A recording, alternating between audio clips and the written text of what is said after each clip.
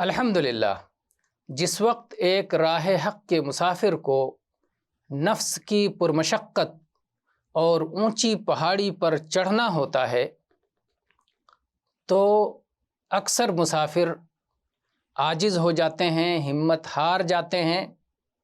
اور اس کی گھاٹیوں کو عبور کرنے کے بجائے واپس پلٹ جاتے ہیں۔ ساتھ میں چونکہ اس پہاڑ کی چوٹی پر شیطان بھی بیٹھا ہوا ہوتا ہے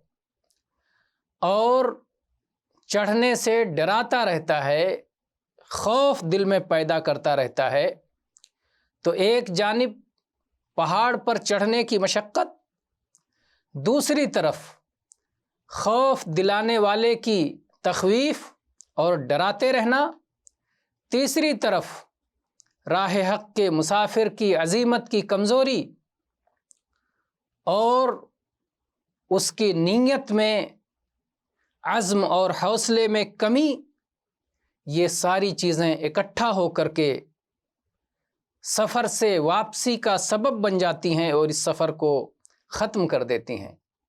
لیکن اللہ جسے محفوظ رکھے وہ محفوظ رہتا ہے اور نفس کی پہاڑی پر چڑھ کر مقام اثبات پر پہنچ جاتا ہے۔